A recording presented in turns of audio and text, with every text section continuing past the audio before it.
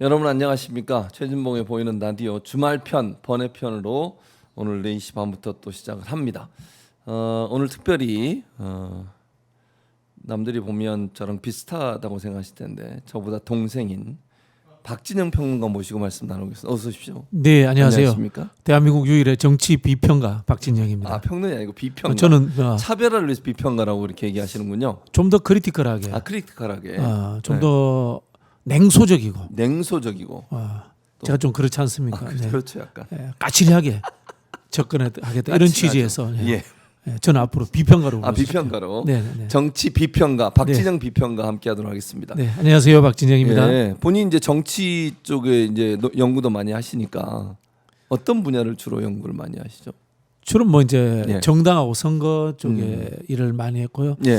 뭐 입법 관련해서는 재외국민 투표법 만들 때 참여했던 기억이 나고. 예. 지금 우리 지방 의원들 지방자치단체장을 뽑는 지방자치 선거법 개정할 때도 그때 TF 이제 실무 책임자로 참여했던 뭐 그런 기억이 있습니다. 그리고 김포에서 주로 활동하시잖아요.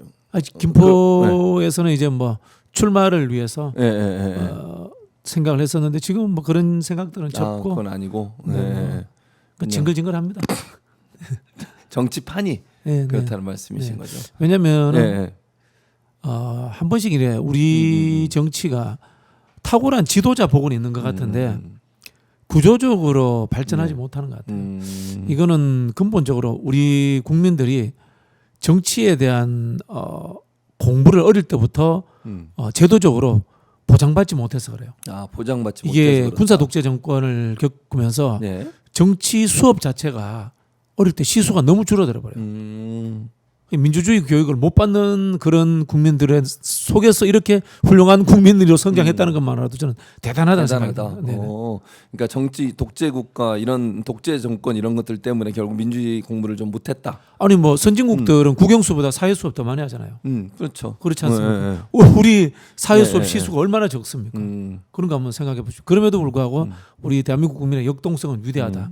다만 그 집단적인 정치 엘리트 양성이 늘 부족한 측면이 있다. 뭐 그런 아쉬움이 있습니다. 자, 정당 또 전문가시니까 최근에 국민의힘이 지금 후보 선출 과정에서 보여줬던 모습들, 특히 어제 새벽이었죠. 어제 새벽에 보여줬던 그 소위 구테타라고 얘기할 만큼의 그런 행동들 어떻게 평가하십니까? 정당이 아니죠. 정당이 아니다. 정당이 아니고 동네 무례배 집단이다. 뭐 이런 생각이 들고 해체해야 됩니다. 해체해야 된다. 사실 이 국민의힘의 뿌리가 예. 자유당으로는 가지 않아요. 자유당 쪽까지는 가지 않고 박정희가 만들었던 1961년도에 만들었던 공화당으로 거슬러 올라가는데요. 그 당시에 그 제가 알기로는 국정원 중앙정보부가 만들었어요. 중앙정보부가 만들었기 때문에 공무원 조직 비슷하게 잘 만든 정당이에요. 잘 만든 정당인데 예.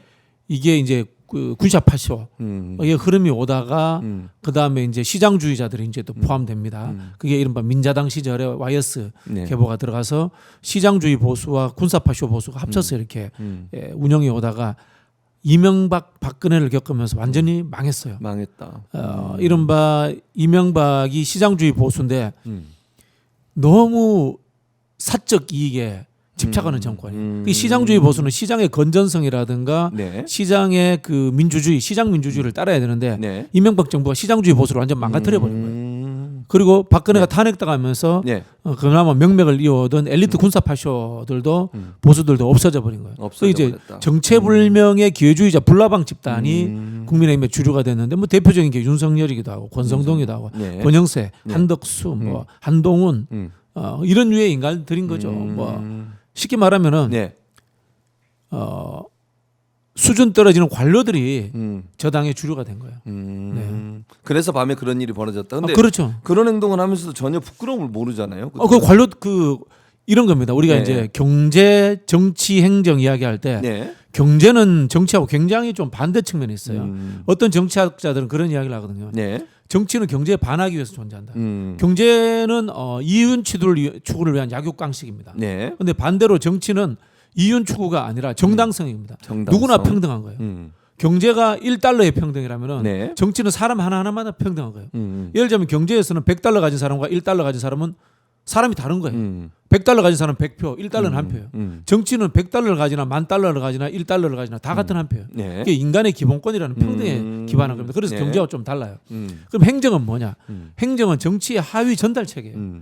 민주주의가 작동해서 의결을 내놓으면 그것을 전달해야 됩니다. 그러니까 전달하다 보니까 이거는 민주성과 효율성이 같이 있어야 돼요. 행정은. 근데 대한민국의 관료들은 민주성에 대한 공부가 부족해요. 이 효율성만 따지는 거예요. 그게 지금 이 짓거리를 하는 거예요. 쉽게 말하면은 효율적으로 봤을 때 한덕수가 김문수보다 표 더 나오는 거야. 그 과정에서 민주적 절차가 있었다는 것을 잊어버리는 거예요. 이게 대한민국 관료들의 수준인 거예요. 그러니까 대한민국 관료들은 민주주의를 모르는 행정적 효율성만 추구하는 기회주의자들인 거예요. 그 기회주의자들은 뭡니까? 보수도 아니고 진보도 아니고 이념도 없는 거예요. 또 극단적으로 이야기해 볼게요. 민주당에 와 있는 호남의 네. 엘리트 관료 출신들 대구에서 태어났으면 어디 갔을까요? 그런 생각해보고 대구에서 지금 국민의힘 하는 네. 엘리트 관료 출신들 네. 광주에서 태어나서 민주당 했을 수도 있어요. 그게 현실입니다. 그럼 기회주의자는 필요 없느냐? 그건 또 아니에요. 또 그래요? 사실은 뭐 수박도 필요한 거예요. 표현하자면. 네. 노무현 대통령이 이런 이야기를 하죠. 네. 기회주의자는 연대의 대상일 뿐 지도자로 모시면 안 된다. 그대로 사실은 국민의힘도 그게 이번에 표시가 난 겁니다. 김문수는 기회주의자로 볼 수는 없어요. 극우고 뉴라이트적 사고라는 잘못된 생각을 갖고 있지만 참 도찐 개찐인데 그래도 한덕수보다는 김문수가 낫다. 요만큼이라도 그런 생각을 갖고 있는 거죠.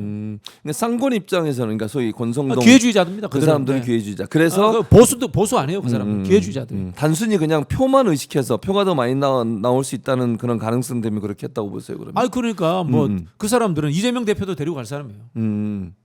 표만 많이 나오고 표만 많이 권력의 나오네? 지분을 자기들이 누릴 수만 있다면. 그래서 한덕수를 데려와서 그런 한 거다. 유의 사람들이 많아요. 안철수, 오세훈, 나경원 뭐 다 그런 유의 사람들이에요. 이준석까지 제가 봤을 때 그나마 뭐 홍준표나 네. 뭐 주호영, 김태호 뭐 이 정도 되면 보수 같은데 뭐 서병수 이런 사람들도 보수예요. 친박들도 보수예요. 보수 진보 이런 거에 대한 개념이 없는 사람들이 너무 많아요. 국민의힘. 근데 그러면 일부에서 예를 들면 김문수를 한덕수를 옹립하려고 했던 세력들이 윤석열과의 연관성이 있지 않냐 이런 얘기를 당연하죠. 하던데 어떻게 당연하죠. 보세요? 그것도 저는 뭐 윤석열, 김건희 기획이라고 생각을 합니다. 그거는 어쨌든 간에 약간이라도 이길 가능성을 높이자는 것. 예. 그리고 지더라도 자신들이 당권을 유지하면서 야당이 되었을 때 윤석열을 보호해 줄 수 있는 보호망이 되었으면 좋겠다라는 생각들. 그리고 또 뭐 그 업어서 가는 뭐 쌍권총 같은 경우는 공천권을 행사하면서 자기 이익을 챙기려고 했다. 뭐 이렇게 의심할 수밖에 없죠. 근데 이제 이게 어쨌든 무산이 됐잖아요. 그러니까 당원들도 사실은 국민의힘 당원들도 이걸 반대표를 해서 무산이 된 건데 그럼 당원들 입장에서는 이대로 가는 게 잘못됐다고 인식을 하고 있는 거네요. 그러면? 그래서 네. 대중은 늘 위대하다라는 이야기를 하는 거고 결국은 민주주의라고 하는 것은 집단지성이다. 때로는 이 대중의 민주주의라는 것이 포퓰리즘을 흐를 수도 있습니다. 저는 개인적으로 이 대중 추수주의라는 포퓰리즘을 완전히 나쁜 것이라고 생각하지 않아요. 다만 이제 의회적 절차를 무시하고 독재자가 대중과 바로 소통하려고 했을 때 이럴 때는 이게 히틀러가 나타나기도 하고 뭐 그런 사실 박정희도 포퓰리스트거든요. 네. 의회를 무시하잖아요. 그는 국민들과는 소통하려고 했어요. 뭐 그런 경향들이 있어서 문제긴 하지만은 대중들이 주인이 되는 것은 나쁘지 않다. 다만 이것을 지도자가 어떻게 끌고 가느냐는 문제다라는 측면에서 국민의힘의 대중들도 의미 있는 선택을 해줬다라는 그런 말씀을 드리고 싶어요. 그럼 한덕수는 제가 생각할 때는 그러니까 본인이 정치를 많이 한 것도 아니고 그러니까 뭐 관료로서 일을 해 정치 일을 한 건 아니잖아요. 그럼에도 불구하고 소위 뭐 지지율이 좀 나온다는 이유만으로 정치에 뛰어드는 거 이런 현상은 어떻게 보세요? 관료하다가 갑자기 정치로 뛰어들어서 대선 후보까지 하겠다고 나서는 것. 그게 저는 우리 국민들에게도 한 번씩 그런 말씀 드리는데 우리 국민들이 잘못된 시각을 갖고 있는 한 두 가지 정도가 있어요. 첫 번째는 뭐냐면 정당은 사적 영역이다라고 생각합니다. 그래서 정치를 혐오하는 경향이 있어요. 근데 정당도 헌법기관입니다. 그렇죠. 헌법에 보장돼 있기 때문에 그런 부분이 있고요. 두 번째는 뭐냐면은 새로운 것을 너무 좋아해요. 경제적 성장이 압축적으로 우리가 이루어졌기 때문에 신상품이 좋아요. 네. 정치는 그런 게 아닙니다. 정치는 원래 검증된 사람이 하는 겁니다. 원래 우리가 하고 있는 이 민주주의라는 게 서구의 것이잖아요. 네. 이 원로원 정치가 민주주의의 원형에서 출발됩니다. 원로원이 만들어지고 그다음 대중들이 참여하는 민회가 만들어지고 네. 이렇게 하면서 귀족정과 민중정이 경쟁해 가면서 만들어진 것이 우리 정치의 역사거든요. 네. 모두가 검증되어야 돼요. 근데 신상을 너무 좋아해요. 왜? 그거는 압축적 근대화 탓이에요, 우리 국민들이. 신상 때문에 나라 망했어요, 정치는. 저는 안철수, 예. 뭐또 누구 있어요? 정몽준, 네. 반기문, 이인재, 네. 박찬종, 정주영 다 신상의 역사입니다. 신상. 그런 네. 사람들 대통령 되면 나라 망합니다. 진짜. 네. 정치는 신상이 하는 게 아닙니다. 월드컵은요 신인 발굴하는 데가 아니고 최고의 선수들이 검증된 선수들이 나가야 되는 것이에요. 똑같습니다. 네. 정치는 검증되고 오랫동안 훈련된 사람들이 하는 것입니다. 이재명 대표가 기초단체장하고 네. 시도지사하고 당 대표하고 하면서 검증되는 거예요. 그런 사람들이 정치를 하는 건데 맞습니다. 네. 윤석열은 한덕수처럼 그냥 뭐 검찰하다가 아니면 무슨 뭐 관료하다가 뛰어드는 것은 바람직하지 않다. 저질 정치와 저질 언론이 네. 이 나라 망하는 신상품 윤석열을 만들어낸 거예요. 우리나라 언론이 사실 황색 언론 아닙니까? 전공자시지만 그렇죠. 네, 황색 저널리즘. 그 똑같은 겁니다. 그 황색 저널리즘이 황색 정치를 만들어 가지고 나라 망친 거예요. 홍준표나 유승민 됐으면 나라 이렇게 망했겠어요? 그러지는 않습니다. 최소. 네. 그러니까 정치를 전혀 모르는 사람들이 대선 후보까지 되는 것 자체가 문제다. 이런 네. 구조를 만든 그래서 거. 국민들께 호소드리는데 제발 신상품 좋아하지 마세요. 신상품이 나라 망칩니다. 신상품이 아이디어가 나라를 망칩니다. 구조와 시스템을 이해하고 국가의 역사와 철학을 이해하는 사람이 이끌고 가는 거예요. 근데 국민의힘은 연달아 윤석열 때도 이미 윤석열을 통해서 실패를 경험했음에도 불구하고 또다시 신상을 찾는 이유는 그게 뭘까요? 보수가 아닌 거예요. 제가 말씀드린 보수가 아니기 보수가 때문에. 아니고 권력만 잡으면 되는 기회주의자들입니다. 목표가 권력을 잡는 것이지 권력을 잡고 국가를 어떻게 운영하겠다는 계획은 없는 집단들인 거예요. 그래서 국민의힘은 계획이 없는 기회주의자들의 모임이다. 기회주의자들의 집단이다. 지금도 공약이 없어요. 네, 공약 없죠. 네. 현재도. 우리 이명박 박근혜 한번 볼까요? 이명박 때 국민 성공 시대, 네. 뭐 747, 줄푸세 나름의 목표가 존재해요. 네. 하다못해 나쁜 짓이지만 4대 강도 해요. 박근혜 때 창조 경제라고 합니다. 했죠. 그 개발 독재 시대 때 놀리긴 합니다만은 윤석열부터는 계획이 없어요. 되는 게 목표예요. 윤석열 정부 출범 이거 아닙니까? 네. 문재인 정부 심판이잖아요. 그렇지 않습니까? 그렇죠. 그 위에 뭘 할 건데 없는 거예요. 국민들 거기에 현혹되면 안 되는 거예요. 네. 그럼 김문수는 어쨌든 정치를 해온 사람이잖아요. 물론 뭐 네네네. 관료도 하고 뭐 지방자치단체장도 하고 장관도 했는데 김문수는 어떻게 평가하세요? 제정신이 없죠 지금. 극자에서 정치를 극으로 하기로 바뀌었기 때문에 어디로 가야 될지 모르는 거죠. 예. 뭐 쉽게 생각하면 이거 아닙니까? 네. 이 사람은 스탈린 하다가 히틀러 된 사람이잖아요. 극자와 극우는 통한다. 공통점은 뭐냐? 전체주의입니다. 국민 개인의 시민권의 문제라든가 네. 민주적 절차에 대해서 의식이 약하고 모든 것들을 극단적인 선택을 통해 가지고 이루면 된다라는 목적지향주의적이요. 뭐 그러면은 이 사람도 된다면은 극단적으로 갈 수 있죠. 노동조합 못해 이렇게 할 수 있는 거고요. 그다음 미국과의 관계에서도 극단적으로 끊어낼 수도 있고 극단적으로 뭐라고 합니까? 뭐 미국 종속 쪽으로 갈 수 있고 외교 문제에서 경제 문제에서도 그런 겁니다. 갑자기 친자본이 될 수도 있고 갑자기 네. 친노 둘 중에 하나를 선택하려고 하는 경향이 있는 거예요. 근데 한국 사회라고 하는 것은 너무 커졌기 때문에 네. 진보다 보수다 이거 하나만으로 나라를 운영 못해요. 문재인 정부가 왜 비판받은지 아세요? 실현 불가능한 소득주도 성장 때문에. 소득주도 성장 좋아요. 실제로 소득이 주도해서 성장하면 좋은 겁니다. 근데 한국 사회가 외세 의존형 경제인데 단기간에 가능합니까? 불가능하잖아요. 근데 그걸 하겠다고 목표로 잡은 거예요. 불가능한 걸 목표로 잡으면 안 되는 거예요. 소득주도만으로 성장되는 게 아니에요. 기업을 중심으로 한 혁신 성장이 같이 존재해야 되는 겁니다. 우리는 양자가 같이 갈 수밖에 없는 규모의 나라가 된 겁니다. 그리고 극단적 계급투쟁의 나라가 아닙니다. 자본과 노동이 경쟁하고 싸우지만 때로는 타협해야 되는 겁니다. 정치에 의해서. 그런 큰 나라가 됐단 말이에요. 이걸 인정해 줘야 되는 거예요. 하나만 선택하면 안 되는 거예요. 근데 김문수라는 사람은 극단적이기 때문에 하나만 선택할까 하는 우려가 있는 거예요. 그럼 김문수가 옛날에 그러니까 본인이 예전에 뭐 소위 아까 이제 왔다 갔다 이거 양쪽 극단을 왔다 갔다 했다고 얘기했는데 노동운동하고 그런 때 김문수 그다음에 지금의 이렇게 극우적 성향을 보이는 김문수 어떤 게 본 모습이라고 생각하세요? 둘 다 본 모습. 둘 다 본 모습이다. 양극단은 통한다라고 이야기했습니다. 그렇죠? 왼쪽 끝으로 가 지구가 있다고 칩시다. 동그란 게 있는데 왼쪽 끝으로 가고 오른쪽 끝으로 간다. 뒤에서 만나는 거예요. 햇빛이 비치지 않는 어두운 곳에서 네. 극자와 극우는 만나는 겁니다. 그래서 요즘은 이제 저희 정치학하는 사람들은 뭘로 나누냐면 집단주의와 개인주의로 나눕니다. 이 현대 사회는 개인주의가 진보고 네. 집단주의는 다 보수인 겁니다.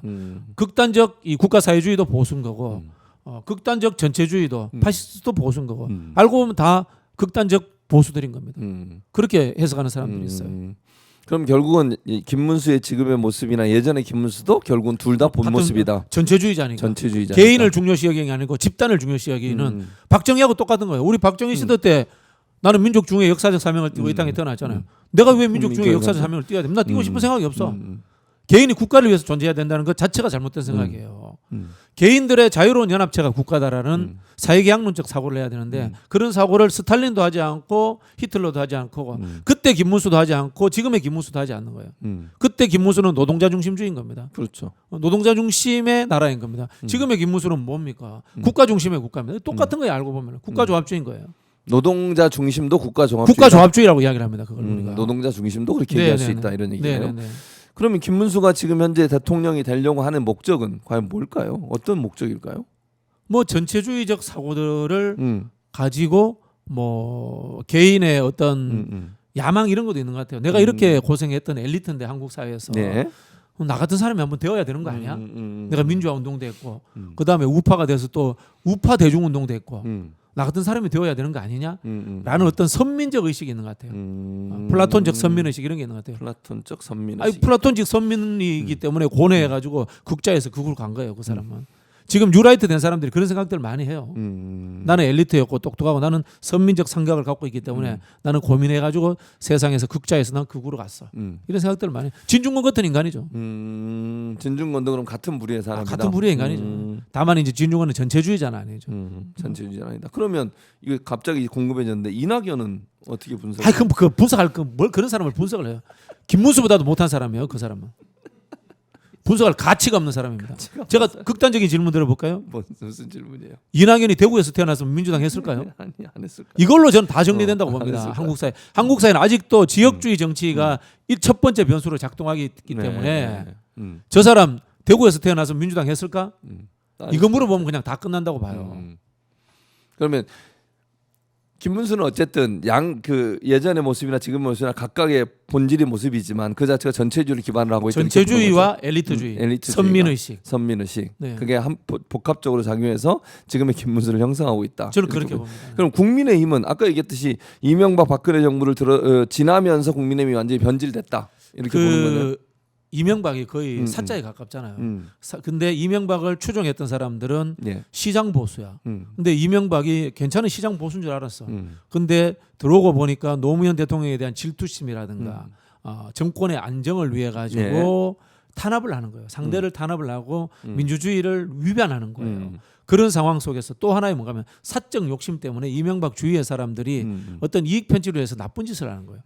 그러면서 이 시장 보수를 오염시켜 버린 거예요. 그리고 일부의 시장 보수들도 거기에 권력에 취해가지고 같이 오염돼 버린 거예요. 사실 이명박 주위에 초창기에 붙었던 사람들이 괜찮은 보수들이 진짜 많았어요. 그리고 그 당시에 나왔던 이론 중에 그 박세일 선생의 선진화 이론이라든가 초창기엔 뉴라이트도 두 부류가 있었습니다. 극단적인 그 미국의 네오콘처럼 가는 저런 부류들도 있었고 한편으로 보면은 민주당이 가지고 있는 과잉 민족주의라든가 공동체주의 민족주의에 대한 비판을 하면서 리버럴하게 가자라는 주장들도 있었어요. 그래서 이제 자유주의 연대라는 것도 만들었단 말이에요. 그런데 이게 어느 순간에 변질되면서 이익에 천착하고 두 번째는 극우로 가버린 거예요. 극우로 갔다. 그러면 이제 오늘 김문수로는 결정이 되긴 했습니다만 국민의힘의 이런 모습들이 국민들에게 주는 실망감이 클 거라고 보여지거든요. 어떤 영향을 미칠까요? 지금의 국민의힘이 어제 새벽에 했던 그런 행동들이나 태도들이 여론은 어떤 영향을 미칠 거라고 전망하세요? 뭐 이 당은 망해야 될 정당이다. 이런 생각들을 하겠죠. 정당으로서의 정체성이 없다. 그냥 자기들끼리 국민을 무시하고 그 대선 후보를 차지하기 위해서 수단 방법을 가리지 않는 자들 이라는 생각을 갖게 될 겁니다. 그럼 절차와 형식이 법치거든요, 한편. 그렇죠. 그게 보수의 하나의 가치 아닙니까? 보수도 아니다 이런 생각이 될 겁니다. 근데 이제 사실은 이제 사법의 정치와 또는 사법의 선거 개입 뭐 이런 논란이 좀 일고 있는데 사법부의 최근의 행보들 예컨대 이재명 후보에 대한 그 공직선거법 관련된 최종심 문제라든지 어제 김문수 관련된 기각이라든지 이런 것들은 어떻게 보세요? 저는 삼권분립이라고 이야기를 하고 사법부, 입법부, 행정부가 동등하다라고 생각하는 거는 철학 공부 안 된 사람들 이야기예요. 헌법의 내용은 대부분이 민주공화정에 대한 이야기를 하고 있습니다. 민주공화정의 핵심은 의회입니다. 의회다. 국회입니다. 국회고 국회는 권한으로서 입법권을 가지고 있습니다. 네. 즉 국회는 대의기관이고 집행권을 가지지 않아요. 그렇기 때문에 행정부에 대해서 감나라 배나라 감시하고 이야기할 수 있습니다. 사법부에 대해서도 감나라 배나라 이야기할 수 있습니다. 그러니까 국회에 법제사법위원회라는 상임위가 존재하고 있는 겁니다. 그렇죠. 그런 부분에 있어서 저는 이 사법부조차도 국회와 감시와 그다음에 국회의 잔소리를 들어야 됩니다. 그런데 민주주의에 대해서 사법부가 침탈하고 들어온다. 이건 헌법적 가치를 위반하는 겁니다. 솔직히 말하면 상권 분립이라고 하지만은 좀 처져 있는 기관이에요. 사법부는 선출되지 않았기 때문에. 그래서 법이라는 도구의 해석을 통해서 존재 이유가 있는 겁니다. 입법부와 행정부도 마찬가지입니다. 우리 입법부라고 저는 입법부라는 표현도 안 씁니다만은 국회는 해석을 하지 않습니다. 스스로 만듭니다. 행정부는 국회가 만든 것을 가지고 해석해서 집행을 합니다. 사법부는 국회가 만든 것을 가지고 해석해서 심판합니다. 그게 국회 중심인 겁니다. 네. 국회 중심인 겁니다. 그런데 여기에 대해서 개입한다. 이건 헌법 절차를 무시하는 겁니다. 그리고 또 하나 네. 헌재와 한번 비교를 해볼게요. 네. 헌재가 이런 이야기를 합니다. 윤석열을 복귀시키면 나라 망한다 이런 이야기를 하잖아요. 그래서 못 복귀시켜 이런 이야기 하잖아요. 근데 이 대법관이라는 작자들이 윤석열이 복귀되고 이재명이 아웃된다. 그럼 나라 망한다는 생각을 못 하는 거예요. 그럼 대법관 될 자격이 없는 거야. 대법관이 아니라 국가의 어른인 거예요. 공화제적 심의기관의 최고의 어른인데 네. 그 정도 수준이면 대법관 되면 안 되는 거예요. 근데 대한민국이 그럼 다른 판사들은 그런 수준 되나요? 저는 대한민국의 모든 판사가 그런 수준은 안 된다고 생각해요. 솔직히 말씀드려가지고. 그래서 지금 대한민국에 있는 모든 판사들한테 이제 농담 비슷하게 이런 이야기합니다. 네. AI하고 판사들 데려가지고 법리 논쟁 한번 시합 한번 해봐라. 다 질 겁니다. 그래서 제가 상권 분립이 지금 위기에 처했다. 왜? 판사들의 수준이 떨어져가지고 상권 분립이 위기에 처했다라는 생각이 드는 거고요. 그래서 이런 부분들을 해소하는 것이 네. 배심원제라든가 선출된 법관제도 또는 AI를 도입하는 어떤 민주적 절차를 바꾸는 시대가 왔다라고 제가 주장을 했던 거거든요. 그랬더니 어떤 대도 않은 쓰레기 신문이 네. 저보고 뭐 상권 분립을 위협한다. 그렇게. 이준석도 그런 이야기를 하더라고요. 이준석도 그랬고. 그 정말 허접한 수준의 인간들인 거예요. 상권 분립을 위반하는 것은 사법부 난동 일으킨 폭도들인 거고요. 제가 이야기하는 방식들은요. 하물며 이것 이권 분립을 가든 일권 분립으로 가더라도 개헌을 통해서 민주적 절차, 국회가 하는 절차를 가자는 이야기예요. 그러면 이건 합헌인 거예요. 그러면 대한민국의 개헌 주장하겠어. 내각제는 우리 이권 분립조는 권력 융합이라고 합니다. 그럼 그 사람들은 체제 부정론자들이에요? 말이 안 되잖아요. 그러니까 이 바보 멍청이들이 상권 분립이라는 것이 상권이 다 동등하다는 착각을 갖고 있는 거예요. 국회가 절대적 우선권을 갖고 있는 겁니다. 대의기관이기 때문에. 국회를 통해서 헌법적 절차를 가지고 개헌을 한다면 이건 다 합헌인 거예요. 그 말씀을 제가 드리고 싶은 겁니다. 의회가 가장 그러니까 우선권을 갖고 있는 곳이다. 당연합니다. 그렇게 당연합니다. 얘기하는 거군요. 거기에 대한민국은 민주공화국이다라고 나와 있잖아요. 그래서 그런 부분에 대해서 뭐 누구야 아까 얘기했던 이준석 의원이나 네. 또는 모 신문이 그렇게 비판적 입장을 냈군요. 무식해서 그런 거예요. 알겠습니다.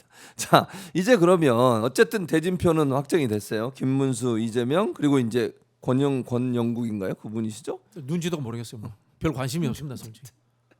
그 예전에 정의당 이름을 바꿔가지고 그래요? 후보를 네. 냈어요. 네. 이 세 명하고 또 이제 뭐 황교안 뭐 이런 분들이 나왔더라고. 황교안 돈 많은가 봐. 그러니까요. 기타금 내고 이렇게 나왔던데 어쨌든 그러면 이번에 그 선거 그러니까 대선 어떻게 전망하세요? 그러니까 이렇게 물어볼게요. 어떤 게 뭐라 그래야 되지? 이번 선거를 어떻게 규정하시는지 한마디로 그것도 중요한 것 같고 선거의 결과야 뭐 대부분 다 비슷하게 예상을 하시니까 어떤 선거와 어떤 이슈들이 가장 중심에 있는 이슈들이 될 건지 이것도 궁금한데 어떻게 전망하십니까? 저는 뭐 내란 종식과 민주 선진국으로의 확실한 도약 이렇게 둘 말씀드리고 가운데 싶습니다. 뭐 두 가지를 다 해야 된다. 된다고 봅니다. 네. 정치의 가장 중요한 기술이 두 가지입니다. 투쟁이고 통합입니다. 투쟁과 통합. 근데 늘 말씀드리지만 투쟁이 먼저 나와야 됩니다. 왜냐하면 정치라는 것은 늘 상대가 있는 이 가치 상대주의입니다. 그렇죠. 자본가와 노동자의 이익이 다르고 여와 야의 이익이 다른 건 당연한 겁니다. 그러니까 우리가 파티라는 정당을 하는 거예요. 그래서 첫 번째 저당은 내란 정당입니다. 저당은 내란의 주범인 윤석열의 이른바 졸개들이 지금 주도권을 행사하고 있는 당이기 때문에 그 당과 싸워야 됩니다. 첫 번째는. 그래서 저는 국민의힘을 내란 정당으로 규정하고 해체하라. 라고 하는 어느 정치적 저는 슬로건을 끌고 나가야 된다고 봅니다. 그리고 반면에 통합이 필요합니다. 통합은 국민 전체의 통합을 이야기하는 겁니다. 그런 부분에 있어서 국민의힘에 있지만 쓸만한 정치인들을 또 데리고 오는 거고 보수적이지만 쓸만한 정치인들도 데리고 오는 겁니다. 저 뭐 윤여준 장관 데리고 온 것도 그런 거예요. 김상욱 의원 탈당했다면 데리고 와야 되는 겁니다. 왜? 최대한의 수를 모아야지 통합이 되는 거거든요. 네. 그러면 그 통합을 해서는 어떻게 해야 되느냐? 민주 선진국을 만들어 가야 되는 겁니다. 그래서 이재명 후보가 중도화 전략도 쓰고 성장 담론을 만들어 가는 겁니다. 성장도 하고 분배도 하고 다 같이 하는 거예요. 하나만 선택하는 게 아닙니다. 제가 앞서도 말씀드린 것처럼 그런 부분에서 민주 선진국으로 가자라는 하나의 포지티브한 미래도 던지고 과거도 청산하자라는 투쟁도 던지고 같이 끌고 가야 된다. 이 말씀 드리고 싶습니다. 그리고 이제 김대중 전 대통령도 그런 말씀을 하셨고 이재명 후보도 민주당은 중도 보수 정당이다 이런 표현을 썼어요. 그건 어떻게 평가하세요? 국민 정당이죠. 국민 정당이다. 국민 정당이다라고 봐야 되고요. 저는 중도 보수 정당이라고 그 규정하시는 것은 전략적인 부분이다라고 보는데 이렇게 보시면 돼요. 왼쪽으로도 가야 돼요. 그렇죠. 노란봉투법, 그다음에 중대재해 처벌법, 그다음에 언론개혁법 뭐 있지 않습니까? 그다음에 방송법, 그다음에 또 이 곡물관리법, 양국관리법 이런 것도 합니다. 왼쪽으로도 갑니다. 그다음에 오른쪽으로 가면서 글로벌 기업들에게 대해 가지고도 AI라든가 신성장 사업에 대해서 특혜 줍시다. 특혜 줘도 됩니다. 다만 뒷돈 받으면 안 돼. 군사 독재 정권이나 정경유착 실험 이렇게 해서 왼쪽으로도 하고 오른쪽으로 하고 운동장을 크게 쓰는 겁니다. 크게 썼는데 나중에 결론적으로 보니까 왼쪽도 가고 오른쪽으로 가고 하니까 평균을 내보니까 중도 수렴했더라. 이렇게 저는 가야 된다고 보고요. 이걸 30년 전 용어로 쓰자면 혁신적 중도다. 혁신적 중도. 네, 아니 그 옛날 앤서니 기든스나 토니 블레어가 이야기했던 혁신적 중도다라는 표현으로 저는 쓰고 싶습니다. 중도 보수라는 표현보다는 네, 혁신적 중도다. 그러니까 전략적으로 그런 표현을 썼지만 결국 지향점은 방금 얘기했듯이 넓게 운동장을 쓰는 것처럼 양측을 다 아우를 수 있는 그런 모습으로 가겠다 이렇게 이해하면 되겠네요. 그리고 기본적으로 지금 민주당이 하나 돼서 사법개혁이나 이런 개혁의 어떤 드라이브를 걸려고 하고 있어요. 그럼 이재명 정부가 만약에 들어선다면 뭐 결과야 우리가 알 수 없지만 그럼 이 개혁 드라이브를 어떤 방향으로 잘 끌고 가야 된다고 생각하세요? 저 요거는 꼭 짤 만들어 주십시오. 짤. 이재명 정부는 절대 사법개혁을 하면 안 됩니다. 하면 안 된다. 사법개혁은 국회가 하는 겁니다. 국회가 한다. 행정부가 무슨 사법개혁을 합니까? 행정부와 사법부는 다른 집행기관이기 때문에 서로 근접하면 안 되는 겁니다. 그러면 누가 해야 되느냐? 사법개혁은 아까 말씀드렸던 민주공화국의 요체인 대의기관인 국회가 주도적으로 해야 되는 겁니다. 실제로 문재인 정부가 제대로 개혁을 못한 이유 중에 하나가 국회가 문재인 정부의 딸랑이가 돼가지고 그 당시 당이 사법개혁이라든가 검찰개혁을 제대로 못했던 거예요. 이건 다른 겁니다. 이재명 정부가 출범하고 행정부가 되더라도 이재명 정부와 행정부는 경제 문제라든가 뭐 검찰개혁은 할 수 있겠죠. 그죠? 검찰은 어쨌든 행정부의 소관이니까 사법개혁은 절대 행정부가 하는 게 아닙니다. 사법개혁은 국회가 하는 겁니다. 국회가 최고의 권위 있는 민주주의 기관이기 때문에 국회가 주도해서 되는 것이고 민주당은 집권하더라도 이재명 정부에게 그것을 미루는 것이 아니라 민주당이 강하게 사법개혁을 밀고 나가야 됩니다. 입법으로서. 그럼 결국은 국회가 주도해서 사법개혁을 하고 입법을 통해서 해야 된다라고 하는 주장을 하시는 거네요. 그게 그렇죠. 행정부가 참여하는 건 행정부는 아니다. 하면 안 되는 거예요. 하면 원래. 안 된다. 행정부가 하는 게 못된 방식이었잖아요. 윤석열 같은 검찰이 사정권을 가지고 사법부를 양승태 대법원장 파동이라든가 이런 걸로 해서 하려고 했죠. 그거 안 해요. 그런 방법은 정말 잘못된 방법이에요. 국회가 해야 되는 겁니다. 국회가 해야 된다. 입법으로서. 입법으로서. 아니면 개헌을 하든지. 그러면 검찰 개혁은 행정부가 주도를 하더라도 사법 개혁은 입법부가 주도를 해서 해야 된다. 그러나 그건 반드시 해야 될 일이다. 이건 반드시 해야 됩니다. 어떤 방식으로 해야 돼요? 사법 개혁을? 뭐 아까 말씀드린 것처럼 그 저는 원래 사법부의 신성한 권능을 존중하지 않습니다. 아 그래요? 왜 존중하지 않는지 아세요? 전 민주주의자니까. 민주주의는 근본적으로 의심입니다. 한 사람이 권력을 독점하면 독재자가 되고 부패한다는 의심에서부터 권력을 나누자라는 게 나옵니다. 민주주의의 반대가 뭔가 하면 철인 정치입니다. 플라톤, 니체 뭐 이런 사람들은 철인 정치를 주장하잖아요. 철인 건 똑똑한 사람이 있으면 모든 걸 다 할 수 있다. 그거는 뭡니까? 절대적인 이야기입니다. 왜 사법부는 절대적이고 선하고 똑똑한 사람입니까? 절대 그렇지 않습니다. AI 시대에 사법부보다 똑똑한 사람들 천지백갈인데 왜 그런 사람들을 믿습니까? 저는 존중하지 않고 믿지 않습니다. 의심합니다. 민주주의자이기 때문에. 그래서 민주주의의 요체인 국회에서 사법부를 의심하고 개혁해야 되는 겁니다. 그래서 입법부가 개혁을 해야 된다. 이렇게 말씀을 하셨고 지금 한덕수가 어쨌든 이제 뭐 인정을 했더라고요. 받아들이고 그리고 김문수 후보 측에서 한덕수에게 선대위원장 맡아달라는데 그건 좀 생각해 볼게요. 이런 네. 얘기를 했어요. 두 사람의 관계는 어떻게 될까요 앞으로? 뭐 별 의미 없는 관계죠. 별 의미 없는 그러니까 관계. 도움은 줄까요? 그럼 한덕수 뭐 도움을 주는 척이라도 해야 되겠죠. 척을 최소한의 한다. 그 명분이 있으니까. 네. 문제는 이겁니다. 저 당은 망해야 되고 깨져야 되는 게요. 탄핵 찬성파와 반대파가 같이 있다는 게 말이 안 됩니다. 그렇죠. 한번 역사에서 같은 한번 당에. 보십시오. 쿠데타 한 사람과 쿠데타 막은 사람이 같은 당에 있는 게 말이 됩니까? 역적과 반역적이 같이 있는 게 말이 됩니까? 역적을 진압하면 이건 말이 안 되는 거예요. 저 당은 쪼개져야 돼요. 사실은 한동훈이 제대로 정치를 하는 인간이었다면 네. 물론 한동훈 뭐 김문수보다도 더 싫어합니다만은 당을 깼어야 돼요. 이게 말이 안 되는 겁니다. 지금 상황은 그러면 네. 만약에 예상되는 것처럼 이재명 후보가 당선이 돼서 국민의힘이 패배를 하게 되면 그 후에 국민의힘은 어떻게 바뀔까요? 어떤 모습으로 할 거라고 생각하세요? 분당이 될 거라고 보세요? 분당할 힘도 없어요. 그것도 없다. 역동성이 없어져가지고 분당할 힘도 없어요. 그럼 그냥 질의멸렬한다? 그래서 이제 이게 큰 걱정입니다. 큰 걱정이라는 게 네, 어떤 겁니까? 대한민국 보수가 재건되고 합리적으로 대탄생할 가능성이 없다고 봐요. 기회주의 정치를 보수가 진보인지 모르는데 게임으로 생각하는 이준석 일당이 존재하고 있고 이준석 보수 아니에요. 기회주의자예요. 기회주의자고. 정통 보수가 저기 내부에서 자리를 못 잡아요. 그래서 큰 문제라고 봅니다. 걱정이에요, 사실은. 걱정이다. 아니 뭐 저기 보수가 어디 나경원 지금 무슨 보수의 기회주의자지. 안철수 기회주의자, 오세훈 기회주의자. 그나마 이제 제가 이제 뭐 홍준표는 보수가 맞는 것 같은데 홍준표도 기회주의자 행태를 수없이 보이잖아요. 윤석열을 좋아한다고 했다가 싫어한다고 했다가 물론 뭐 소수파기 때문에 그럴 수밖에 없는 현실이라는 것을 인정합니다만은 보수 혁신 운동이 일어나야 돼요. 보수 혁신 운동이 일어나야 아니면 된다. 이것도 방법입니다. 어떤 방법이요? 저는 이재명 후보한테 감히 이거 제안합니다. 선거구제 혁신. 선거구제 혁신. 선거구제 혁신을 해가지고 국민의힘과 다른 보수가 나타날 수 있는 토양을 만들어줘야 돼요. 중대 선거구제 같은 걸 해가지고 아니면 민주당이 한 90%서 의석을 차지해가지고 네. 민주당이 반 쪼개지는 거야. 그것도 방법이야. 농담입니다. 농담입니다. 아니 1960년도에 그런 일이 있었습니다. 네. 자 자유당 이승만 정권이 4.19 혁명으로 무너지고 예. 그다음 총선에서 민주당이 한 85에서 90% 의석을 합니다. 당은 하나예요. 근데 신파와 구파로 나눠지잖아요. 신파가 좀 더 개혁적이고 구파가 좀 더 보수적이었지 않습니까? 토지 자본이었고 신파는 도시의 이제 근로자들의 이제 기반한 김대중 대통령이 신파 출신이고 그 YS가 구파 아닙니까? YS DJ의 뿌리가 그때부터 민주당 신파 구파로 나눠진 거지 않습니까? 네. 이른바 이제 자유주의 보수, 자유주의 진보로 나눠진 거 아닙니까? 그렇게 하는 것도 방법 아닌가 이런 생각이 들어요. 그 정도로 네. 보수가 재건이 돼야 돼요. 제가 이 말씀을 왜 드리냐면요. 네. 보수가 괴멸되고 진보 하나만 있는 세상은 존재하지 않아요. 세상은 아까도 말씀드렸지만 상대적 진리이기 때문에 정이 있으면 반이 있는 거예요. 그렇죠. 늘 그런 겁니다.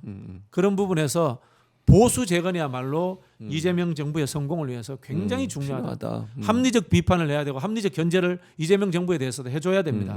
그게 아니고 깽판 치고 아스팔트에 나와서 이재명 탄핵하자 그러고 이재명 좌빨이다 그러고 이렇게 하는 순간에 나라가 피곤해요. 그러니까 이상론적으로 지금 박진영 비평가가 얘기했듯이 그렇게 하는 게 맞는데 지금의 국민의힘의 구성원이나 아니면 지금의 행태와 태도를 봤을 때 네. 대선 끝나고 나서 어떤 일이 이 당에 이루어질지를 한번 전망해 봐도 정광훈하고 아스팔트 나와가지고 네. 진짜 저 체제 부정 세력 될 것 같아요. 한동훈은 어떻게 할 것 같아요? 한동훈 뭘 하겠어요? 한동훈은 저기 사법적 리스크 있지 않을까요? 그럴 수 있죠. 정권 바뀌면 윤석열한테 그럴 수 붙어서 했던 일들이 다 그리고 들통나지 않을까요? 지난번에 자녀 문제나 이런 문제도 좀 논란이 됐잖아요. 그런 뭐 문제도 손준성 고발 사주 문제라든가 그것도 논란이 될 수 있고. 그다음에 그 채널 A 이동재 사건 네, 이런 것들 그렇고. 다 뭐 이렇게 재수사되지 않을까요? 네. 그래서 정치하기가 없어요. 없다. 네네네. 그럼 결국 아스팔트 우파와 함께 갈 수도 있겠다. 함께 가지도 못하고 그냥 못하고 모르겠어요 어떻게 될지. 어떻게 될지. 아무튼 큰 혼란에 빠질 수는 있고 분당까지 갈 수도 있는 상황도 될 수 있다고 전망을 하세요? 그건 아예 안 된다. 분당할 힘이 없다. 힘이 없다. 분당을 하려면은 대중적 역동성을 안을 수 있는 시대 정신이 있어야 돼요. 확 치고 나가는 맛이 있어야 돼요. 그게 없는 거예요. 근데 이준석 후보는 지금 계속 완주할 것 같아요. 지금 본인의 생각은 이준석 어떨 것 같으세요? 끝나고 나면 교활하신 분이니까 퍼센테이지의 문제죠. 퍼센테이지 10% 넘느냐 안 넘느냐. 넘으면 어떻게 해도 안 넘으면 넘으면 어떻게 가죠 무조건. 넘으면 무조건 가죠. 어디로? 국민의힘으로? 아니 그냥 쭉 직진. 직진하죠. 단일화는 없어요 이준석은. 단일화 없다. 떨어지면 10% 밑으로 10% 밑으로 가면 어떻게 될지 모르죠. 지금 근데 이준석은 단일화할 명분이 없어요. 그러니까요. 단일화는 안 할 것 같아요. 근데 그러니까 대선 이후에 이준석의 행보는 어떨 것 같으세요? 정치적인 행보. 합당하기 어렵죠. 어렵다. 계속 개혁신당으로 간다. 네, 갈 수밖에. 가면서 뭔가를 요구를 하는데 저도 이런 생각을 지금의 이준석은 한국 정치를 한 10년 15년 동안 애먹일 거예요. 앞으로 잔머리 정치로. 근데 제가 이준석에게 요만큼이라도 제가 애정이 남아있다는 가정하에 말씀드린다면 보수가 뭔지 공부 좀 했으면 좋겠어요. 잔꾀 부리고 뭐 어디 삼국지 읽고 있잖아요. 게임 하듯이 하지 말고 정치를 이른바 이제 보수의 기본 가치 공동체주의, 민족주의, 시장주의, 온정주의, 품격 뭐 이런 게 있습니다. 기본 철학을 좀 공부를 좀 했으면 좋겠어요. 장꾀만 좀 몰두하지 말고. 자, 그럼 대선 이후에 전국을 좀 전망 지금 말씀하신 것처럼 국민의힘 지리멸렬하고 뭐 갈 바를 몰라서 헤맬 거다. 분당까지 할 그런 능력도 안 된다. 이준석은 그렇다고 해서 국민의힘이 들어올 수 있는 상황은 안 되고 개혁신당을 계속 유지할 거다. 가줄 수밖에 없어요. 그럼 보수는 거의 존재가 없어지는 상황이 되는 거고 그걸 그렇죠. 만들어야 된다고 주장을 하시는 아마 거고 이준석이 보수라고 주장을 하겠죠. 본인이 정통 보수라고 주장을 할 건데 그래서 제가 말씀드린 금방 민족주의, 온정주의, 시장주의, 공동체주의, 노블리스 오블리제 이걸 좀 배워라 철학적으로라는 그 말씀을 자꾸 드리는 거예요. 근데 배울 수 있을까요? 그러니까 태생적으로 기교부터 배웠잖아요. 기교부터 이게 또 좋은 투수는 사실은 구속이 좋아야 되잖아요. 그렇죠. 기본이 되고 거기다 기교를 부려야 되는 기본이 안 된다는 거죠. 그런 차원에서 말씀을 하셨군요. 그 민주당은 아까도 말씀하신 걸 들어보면 이재명 정부가 들어서다가 견제하는 역할을 해야 된다 이런 얘기를 하시는 거죠. 분리해서 역할도 그렇고 그런 점이 돼야 된다. 근데 보통 이제 여당이 좀 예를 들면 이런 얘기도 있잖아요. 행정부가 어떤 정책을 추진하려면 여당이 함께 힘을 모아줘서 뭐 저는 그 논리에 찬성하지 않습니다. 그건 아니다. 저 그게 그러다가 문재인 정부 망했잖아요. 찬성해서 윤석열 총장 만드는데 문재인 정부가 임명한 총장이니까 그런 의혹이 있는데도 밀어준 거. 그래서 나라 망한 거. 저는 그러면 안 된다고 봅니다. 그래서 저는 제가 늘 개헌론자 아닙니까? 저는 미국식 순수 대통령제로 가야 된다. 국회의원들이 입각하지 말고 장관은 그냥 세크리터리에 불과하고 대통령 부르면 언제든지 튀어오고 그다음에 행정부의 입법권도 없애고 행정부의 예산 편성권도 없애야 된다. 이게 제가 뭐 주장이고 뭐 국회의 권능이 우선돼야 된다는 게 제 주장인데 국회가 중심이 돼서 의회 중심주의가 돼야 된다 이런 얘기예요? 그렇죠. 아니 그 행정부가 따로 놀아야 된다 그죠. 물론 뭐 대한민국 국회의원 숫자가 수준이 허접하니까 그렇게 될지 안 될지는 참 걱정입니다만. 누가 그러냐 박진영 내각제로는 개풀 뜯어먹는 소리 하고 있다고 하는 게 이런 수준으로 무슨 내각제를 합니까 국회의원 수준이. 동네 구의원 수준인데. 그러니까 박진영은 개헌론자지만 내각론자는 아니다. 미국식 순수 대통령제. 미국식 순수 대통령제. 네네. 그게 이제 키는 예를 들면 입법권 없애고 정부 입법 행정 정부 입법 못하게 하고 네네. 예산권도 없애고 이런 거죠. 예산권 없애야 되는데 예산권 없으면 국회 줘야 되는데 국회 주면 또 동네 다리 놓는 예산이나 챙겨가는 그럼 어떻게 수준들 때문에 그럼 어떻게 합니까? 그건 모르겠어요 저도. 지금 당장은 어쩔 수가 없네 지금. 네, 당당한 그래서 개혁을 위해서 일단은 그 기획 예산처를 대통령 직할로 했으면 좋겠다. 그건 지금 그렇게 하려고 하는 것 같은데요. 그렇게 했으면 좋겠어요. 자 그러면 지금 뭐 이제 뭐 김문수에서 얘기를 해봤으니까 이재명 후보 어떻게 평가란 말을 하면 좀 그런데 정치적으로 봤을 때 이재명 후보의 장점 뭐가 있다고 보세요? 일단은 굉장히 프래그머티즘이다. 실용주의라고 쓰진 않아요 저는. 왜냐하면 이게 미국식 프래그머티즘이 우리나라 말로 실용주의로 하면 허접해져요 솔직히. 쓰기 좋게 굳힌다는 거죠. 쓰기 좋게 고친다는 것은 철학이 없다는 뜻으로. 우리 한자어 실용주의는 철학이 없다는 뜻이에요. 그게 좀 별로 안 좋아요. 근데 미국의 원래 원형인 프래그머티즘은 그렇지 않아요. 프래그머티즘이라는 것은 절차와 과정을 중요시하는 자본주의와 민주주의를 지키겠다는 철학이 존재하는 거예요. 그런 부분에서 저는 이재명 후보는 실용주의자가 아니라 프래그머티즘이다라고 생각을 합니다. 자본주의자이면서 민주주의자다. 철학이 있는 사람이다. 라는 뭐 그런 측면에서 저는 프래그머티즘이다라고 생각하는데 그 프래그머티즘에 기반하에서 저는 민주주의도 발전시키고 그다음에 이 자본주의도 발전시키고 이제 선진국, 민주 선진국을 만들려고 하는 의지가 충만한 사람이다라는 생각을 갖고 있습니다. 다만 이재명 대표가 가지고 있는 네. 하나의 장점이나 약점 중에 하나가 뭐예요? 포퓰리스트적인 경향이 분명히 존재하는 것은 사실입니다. 그리고 대중과 직접 소통하려고 하는 경향이 있습니다. 이거는 장점이기도 하고 약점일 수도 있습니다. 그래요. 그런데 한편으로 보면은 굉장히 성과주의자로서 저는 이재명 대표가 뭐 5년을 할지 7년을 할지 8년 할지 잘 모르겠습니다. 저는 제 생각에는 한 7년 했으면 좋겠습니다. 한번 하고 개헌하고 개헌해서 한 7년 정도 했으면 좋겠어요. 저는. 그렇게 했으면 좋겠다. 개헌해서 한 7년 했으면 좋겠다. 아니면은 몇 년이지?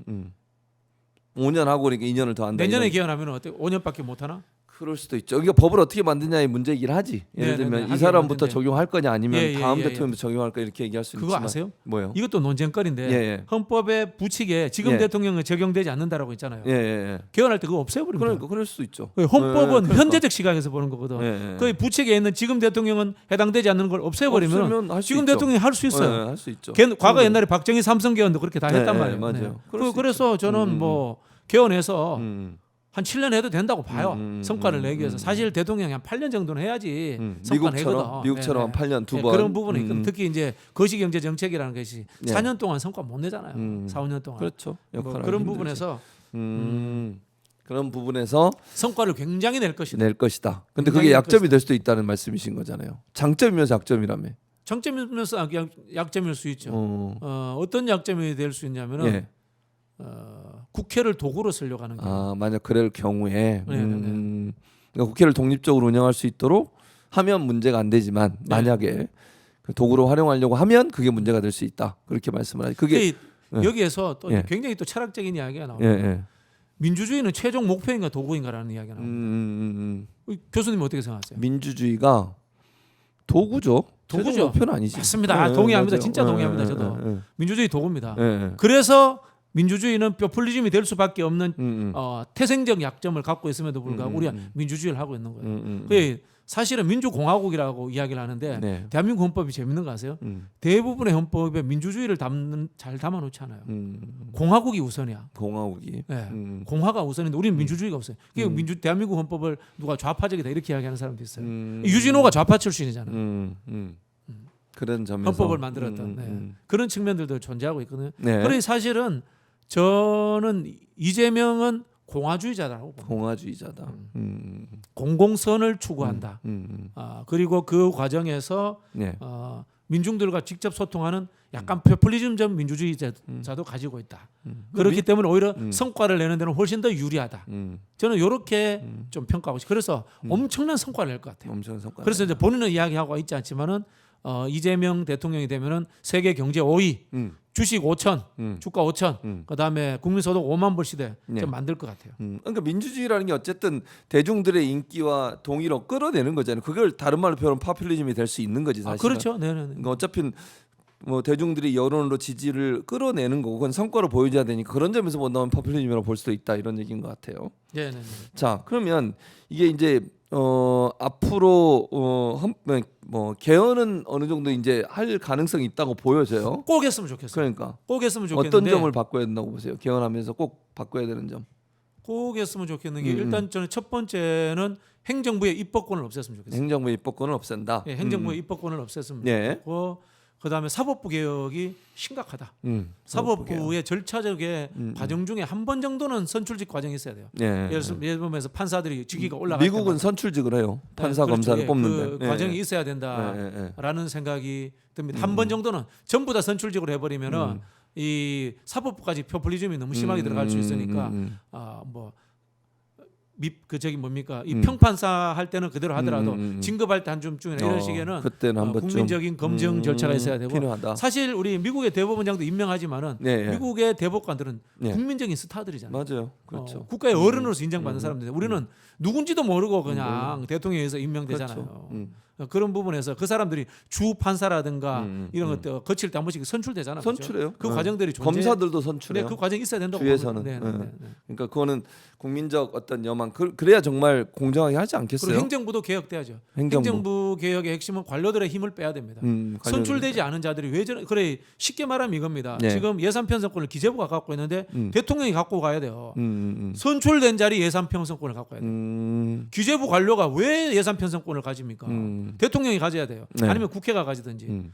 우리 인류 역사의 3대 시민혁명이라는 게 전부 다 세금을 선출된 자들이 가지겠다는 혁명이에요.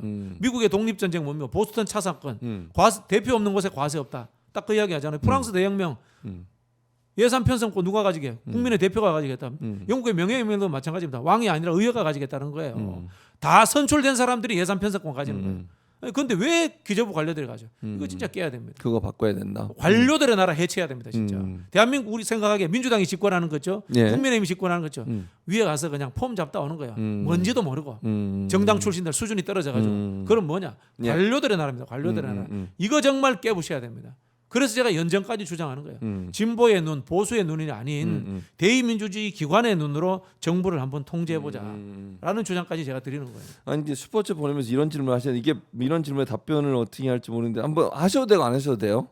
보이시죠? 뭐라고 지금 장성철 내가 평해.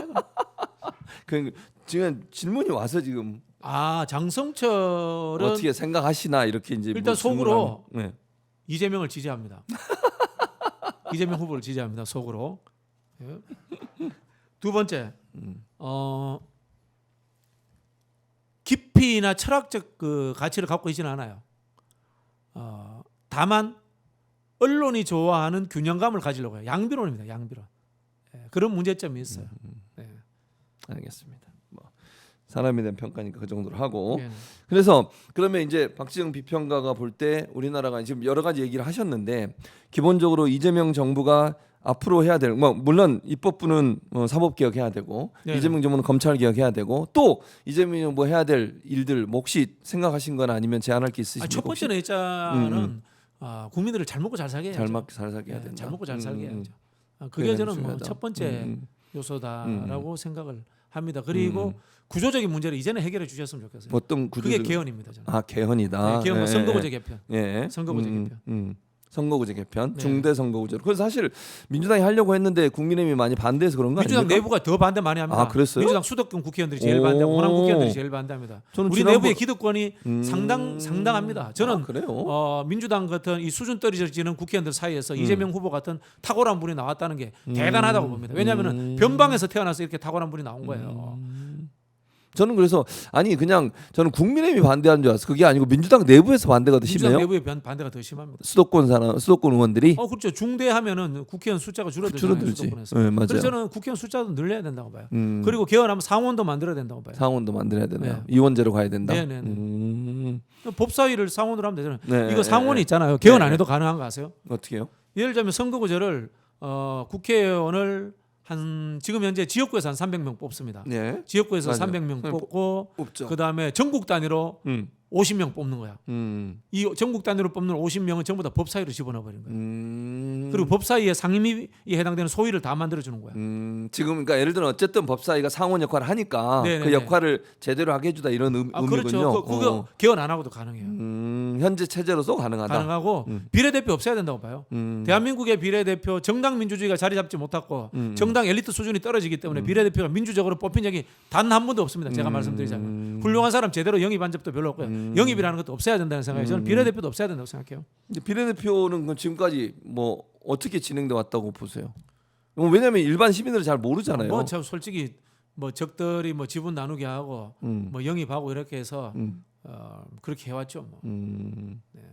그냥 나눠 먹기다. 뭐 그렇게 해왔다고 저는 봅니다.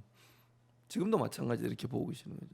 지금 요즘도 민주당 뭐 정당 민주주의는 노무현 이회창 때가 제일 발전했던 것 같고요. 그게 왜냐하면은 사회적 분위기도 작동해요. 네. 사회적 분위기가 작동하고 있다. 참. 그럼 이제 아까 뭐 다시 돌아가서 사람이 변하는 거에 대해서는 기본적으로 왔다 갔다 하는 거에서 문제점 지적하시는 진중권 얘기도 하셨고 또 누구야 그 김경률 이런 사람들 원래 이제 민주당 쪽이나 진보적 세력을 갖고 있던 사람들이 윤석열 때문에 윤석열 정부에서 이렇게 넘어가서 그쪽에 이렇게 함께하는 거 이런 건 어떻게 분석을 해야 돼요? 어떻게 이해를 해야 됩니까? 네? 예를 들면 진중권, 김경률 이런 사람들이 네네. 예전엔 진보적 가치를 좀 함께했던 사람들이잖아요. 네네. 근데 조국 사태 이후에 조국 장관 관련된 여러 논란, 그다음에 윤석열의 어떤 검찰 권력을 이용한 욕심 채우고 이런 과정에서 윤석열 편에 섰잖아요. 그걸 어떻게 이해해야 되냐고. 일단 그 엘리트주의죠. 엘리트주의. 내가 이렇게 훌륭하고 똑똑한데 민주당 계열 이른바 586들은 자기들끼리만 해먹고 나를 왜 인정해주지 않아? 본인들을 그런 생각이 작동하고 있다고 봅니다. 그럼 결국 본인을 알아주지 않고 인정해주지 않기 때문에 그렇죠, 그런 행동을 한 거다. 참 그거는 아니 유시민 장관 저도 마찬가지고 나는 이렇게 왜 똑똑한데 왜 안 써줘? 이런 생각할 수 있거든요. 근데 한편으로 보면은 넘어가지는 않잖아. 그렇죠, 그러진 않죠. 그건 뭐냐면은 극단적으로 이기적이거나 공공선을 버려가면서 나의 자아를 실현하겠다. 이 정도 생각은 안 하는 거죠. 그러니까 비판은 할 수 있지만, 그렇죠. 공공선을 넘어서는 그거마저도 포기하는 행동을 하지 않는다. 이게 다른 점이고 차이점이라는 거죠. 그렇군요. 인격적인 문제도 작동하는 것 같아요. 그렇게 넘어가는 사람들은 어떤 의미죠? 인격적인 문제라는 게 무슨? 인격적인 문제죠. 인격적인 문제. 잘 못 알아듣겠어요. 문제 있는 거죠. 쉽게 말하면 인격적으로 문제가 있다 이런 분석이시군요. 알겠습니다. 자, 그러면 지금 이제 권영세는 그만뒀고 권성동은 지금 자리를 지키고 있거든요. 한동훈 측에서는 권성동 물러나라고 얘기를 하고 있고 권성동은 계속 버틸 것 같습니까? 어떻습니까? 끝까지? 권성동은 버티겠죠. 끝까지. 원내대표는 또 선출된 자리이기도 하고 그 자리라도 갖고 있어야지 친윤들이 다시 돌아올 수 있는 기회를 만들고 자기들도 이제 대선 지는 걸 알잖아요. 그렇죠. 거의 뭐 기정사실화 보고 있는 것 대선 지면은 의원총회를 통해 가지고 김문수를 또 밀어내야 되겠죠. 김문수가 당권 잡는다거나 이런 걸 밀어내야 되기 때문에 원내대표 자리는 놓지 않는다라는 생각이 강할 겁니다. 그럼 이건 1차전이고 2차전이 또 준비돼 있다. 그러니까 만약에 대선을 패배하게 되면 김문수가 당권을 잡으려고 시도하는 것을 막으려는 그런 세력으로 남아 있다. 이렇게 보는 보시는 거예요. 그러면 만약에 패배를 하게 되면 그 책임은 물론 후보가 져야 되지만 그럼 권성동 쪽이 다시 주도권을 쥘 거라고 보세요? 그렇죠. 권성동이 비대위원장이 되죠, 임시로. 원내대표가 비대위원장. 원래는 그렇죠. 그렇죠. 전당대회 치르기 전까지. 그럼 조기 전당대회를 하지 않겠어요? 전 조기 전당대회를 하겠죠. 네. 그럼 본인이 나설까요, 권성동이? 권성동이 나설지 아니면 다른 또 친윤을 밀직은 또 두고 봐야 되겠죠. 네. 한동훈은 안 나설까요? 한동훈 나서겠죠. 나서는데 글쎄 모르겠어요. 이게 국민의힘의 당원들이 어떻게 바뀔지는 알 수 없어요. 그럼 정광훈이나 이제 극우 세력들 이런 세력들이 어쨌든 당을 좀 접수하려는 시도를 하지 않을까요? 또 하겠죠. 김문수는 그 사람들 데리고 장악하려고 할 거고, 친윤들은 또 할 거고, 한동훈은 또 나름 그나마 좀 중도적인 당원들 데리고 가려고 할 거고. 그럼 세 개 갈래고 나눠지네요. 나눠지죠. 그 충돌을 하겠네요. 그러면 당권을 가지고 또 충돌을 하는 상황이 될 거다. 안철수는 언급도 하고 싶지 않습니다. 그런 허접한 수준의 정치인에 대해서는. 나경원은 어떨 것 같으세요? 뭐 비슷한 안철수 수준이죠. 알겠습니다. 오늘 아침에 윤석열이 SNS 글을 올렸어요. 보셨어요 혹시? 한번 그거 보시면서 어떤 생각이 드셨어요? 윤석열의 행대. 나 다시 감옥으로 돌아갈래. 그런 빨리 보내드려야 됩니다. 네. 직위원 뭐 하고 있어? 직공구석 시키세요. 욕을 해요. 네. 그러니까 뭐 김문수 지지해달라. 그리고 민주당이 뭐 전체주의 세력이다. 뭐 민주당이라고 얘기는 안 했지만 저들이라고 표현하면서 뭐 그런 표현을 썼더라고요. 무책임한 선동과 무질서 그런 걸 하는 걸 민주당인 것처럼 이렇게 얘기를 하던데, 그리고 소위 이제 젊은이들 뭐 젊은 세대 그런 얘기하면서 계속 이제 젊은 세대가 본인을 지지한 것처럼 이렇게 매도를 하던데. 그렇게 해서 그 메시아가 되고 싶은 거예요. 본인이? 코수염 길어가지고 히틀러가 되고 싶은 거야. 나의 반찬 투정 이런 거나 쓰면서. 나의 반찬 투쟁이라고 썼어요? SNS에? 아니 히틀러가 나의 투쟁이라고 쓰잖아요. 히틀러가. 그 자유민주주의가 뭔지 모르는 사람이에요. 모르는 사람이다. 법치 자유와 법치를 불법 계엄으로 깨트린 사람이 자기예요. 그렇죠. 무슨 저런 글을 정말 본인이 진심으로 지기현은 저분에게 사형 선고 때려줬으면 좋겠어요. 근데 지기현 행태를 보면 그럴 가능성이 좀 낮지 않을까요? 어떻게 보세요? 지금까지 풀어준 것도 그렇지만 재판도 지금 하고 있잖아요. 제가 진짜 하고 싶은 이야기인데 이 이야기하면은 저를 또 저격할 것 같아가지고. 누가? 아니 그 극우 언론들이 저 그럴까봐 참는 건데 네. 우리 근대화가 네. 근대 민주주의가 날로 먹은 민주주의 아닙니까? 날로 먹은 민주주의잖아요. 이 건국까지는 우리 저기 어쨌든 해방까지는 그 이야기는 뭐냐면은 프랑스 대혁명이나 명예혁명처럼 왕의 목을 쳐본 적이 없어. 네. 이 실제로 4.19 혁명도 우리가 혁명이라고 하지만은 네. 옆으로부터의 혁명 또는 미완의 혁명이라고 합니다. 지배계급이 바뀌지 않았어요. 지배계급을 완벽히 처단하지 못했어. 유월항쟁도 사실 혁명에 가깝습니다.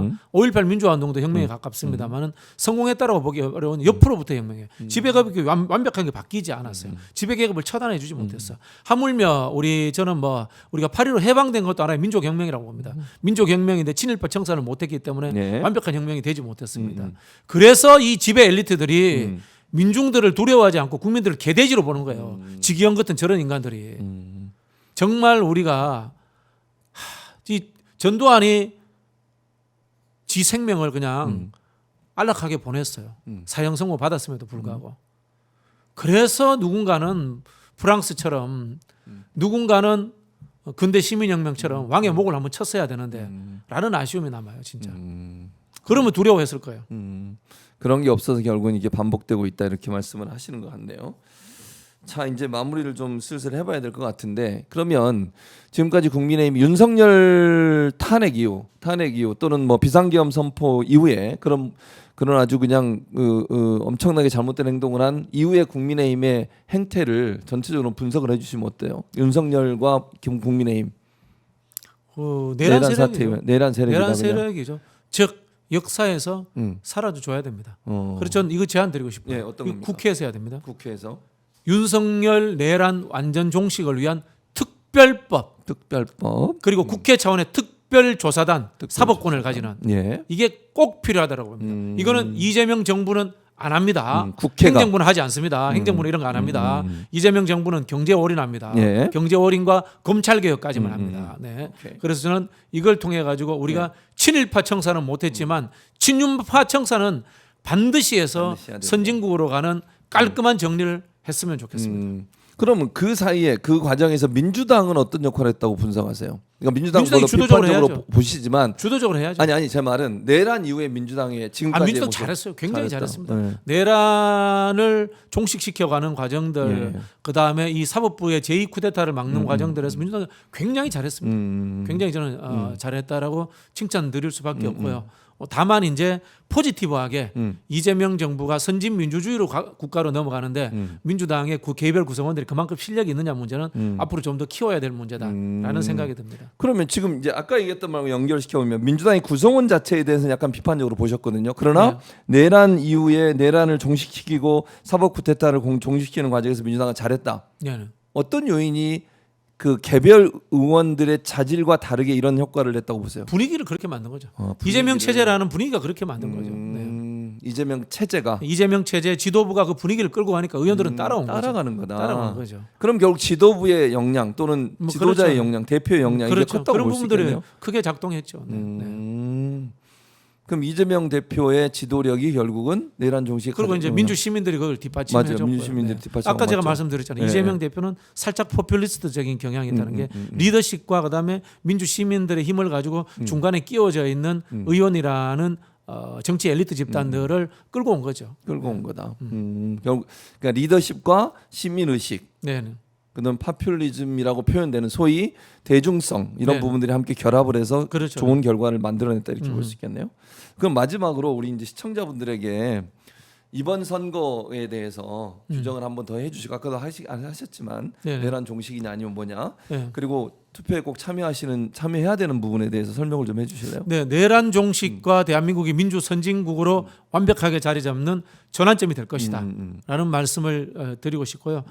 투표율이 굉장히 중요합니다. 특히 영남에서의 득표율이 저는 이재명 정부가 국민 전체의 지지를 받는 정부다라는 메시지를 갖고 출발하는데 엄청난 힘이 될 거라고 봅니다. 그래서 저는 TK에서도 30% 이상의 지지, 그다음 PK에서도 40% 이상의 지지를 받아서 예. 전국적인 지지를 받는 국민 정당으로서 이재명 정부가 탄생해야지만이 저는 이재명 정부가 개혁과 성장을 동시에 끌고 갈 수 있다 이런 생각이 들고요. 예. 그리고 이번에 같이 선거에 참여했던 예. 윤여준 장관이라든가 나이 드신 분들 끝까지 모시고 가야 됩니다. 선거 때만 써먹고 그 뒤에 뒷방 취급하시면 절대 안 된다라는 제언을 감히 드리고 싶습니다. 그럼 이런 전망을 해볼까요? 투표율이 아니라 득표율이 어느 정도 될 거라고 전망을 하세요. 전망입니다. 이거는 이재명 후보의 득표율 어느 정도 될 거라고 보십니까? 전체 몇 퍼센트 정도? 한 55% 정도 55%. 나올 거라고 봅니다. 그건 가장 높은 거죠. 박근혜보다 역대 높게 나온 최고죠. 거죠. 55에서 한 57 그 사이 나올 거라고. 그 사이. 봅니다. 그러면 국정 운영 동력이 상당히 많이 생기겠네요. 아, 이거 뭐 엄청나죠. 엄청나죠. 그렇게 기대를 하신다. 그리고 저기 예. 국민의힘 의원 중에도 예. 탄핵에 찬성한 의원들 중에서 예. 똘똘한 사람 데려다가 입각시켰으면 좋겠어요. 그분들을 입각을 시켰으면 좋겠다. 네네. 그런 말씀까지 해주셨습니다. 가셔야 돼가지고 더 네네네네. 얘기 나누고 싶은데 제가 뭐 질문도 잘하고 답변도 잘하고 이래서 재밌게 잘 왔는데 1시간 금방 지났어요. 네네네. 가야 근데 됩니다. 가야 되잖아요. 네네네. 아이고, 예. 가보겠습니다. 이런 자 박진영 비평가 수고 많으셨습니다. 네, 감사합니다. 감사합니다.